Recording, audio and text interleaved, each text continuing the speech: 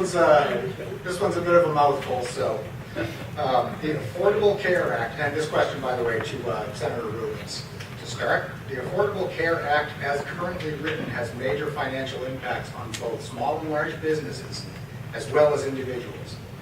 It has also allowed many people with pre-existing conditions to acquire individual insurance, either for the first time or at a much lower rate than was previously possible.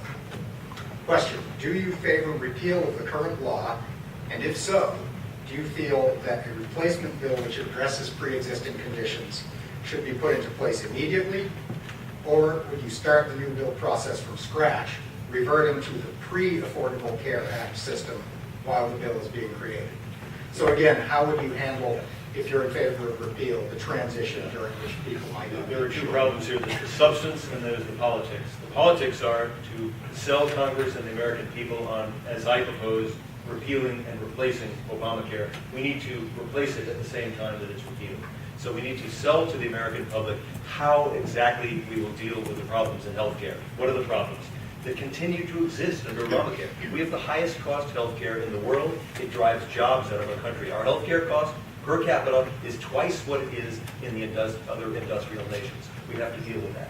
Our Obamacare leaves 20 to 30 million people uninsured. It doesn't fix that problem. And the quality of our health care, we're about average in the industrial world for outcomes. We're spending too much and we're not getting our money's worth. So to repeal Obamacare, we have to come back to the American public, and this is where the bold solutions come in. We have to come back with solutions to problems like pre-existing conditions. Because if we go to Congress and say, we're going to wipe out Obamacare, and all the people with pre-existing conditions no longer have insurance, it won't sell. It's not going to pass into law. So if you go to my website, jimrubens.com, you'll see lots of nerdy bullet points about what we do. I'm proposing a variety of things we do to deal with young people who have difficulty affording insurance, to deal with pre-existing conditions. I'm proposing things like community clinics. We have 10 of them in New Hampshire. They produce quality primary health care at about half the cost of our hospital-based care system. Again, you have to look at my website to see them. An example is the Amanuset Clinic up in Middleton.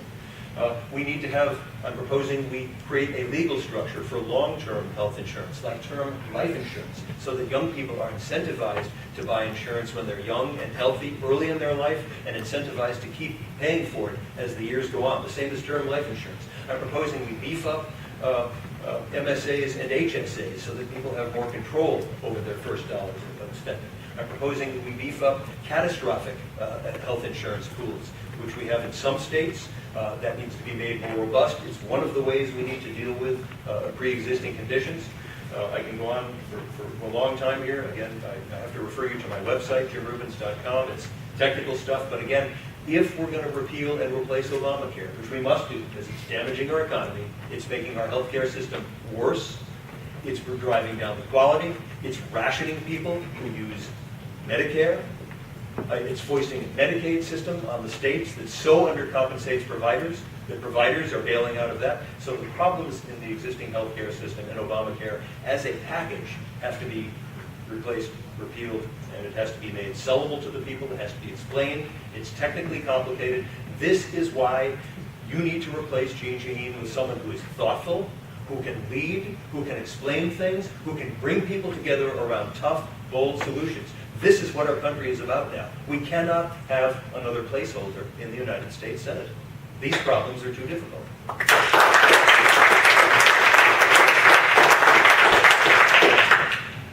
We certainly agree on this one, on the Affordable Care Act. It must be repealed, completely repealed. I call it Obamacare, which is a better term, I think. And there are things that we have to cover. We have to take care of pre-existing conditions. It's one of them. Certainly medical savings accounts, as Jim's already mentioned. When a guy gets a question that we both agree on, it's hard, no sense in repeating it all. But the truth is, there are people that are really hurting. And we have the current United States Senator went on the floor of the United States Senate and lied. I mean, I don't know how else you can say it. I mean, she said you can keep your doctor if you want to. Well, that's very nice, Jeanne. Thank you. What's next? Can you keep your religion if you want to 25 years down the road? How about how many children you have? I mean, I don't know where this goes. This is a very slippery slope. People are hurting.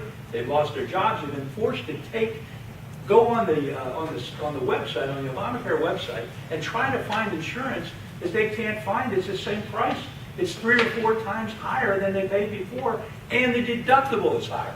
This is outrageous. I mean, and I know we both agree, we're both going to repeal it if either one of us is elected, and we're certainly going to, we certainly vote to repeal it. And again, it takes, 60 votes to do it. And sometimes it's nice to be a dictator, but if you're a benevolent one. But in this case, we can't. We've got to get enough people to agree with us to do this. But I know for a fact, and I know we've all been out there, both of us, and we've talked to a lot of people. And there are people who genuinely are really scared about this. I mean, I talked to a guy the other day. He said, for 40 years I paid my health insurance. 40 years. They like me, I like them. And now they tell me I can't have it. And I can't get it on there without paying 3 or 4 times as much. What am I going to do? I'm almost 60 years old. What am I going to do? He can't pay it. He can't afford it. So he says, well, I'll just pay the fine if I get sick. And guess who enforces the fine? The IRS. Lois Lerner, who just took the 5th Amendment, and then on top of that lost 2 years of records. I mean, we can make fun of this, but this is what's happening in our country, ladies and gentlemen. We have got to get a handle on this. And I'm sorry, I'm not going to be a placeholder. Anybody that thinks Bob Smith's going to be a placeholder, I'll sell you a bridge in Arizona that leads to the Pacific Ocean. I'm referring to a different candidate than you.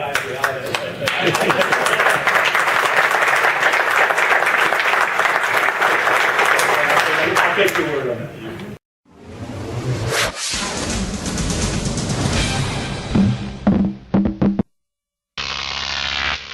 GrokTV.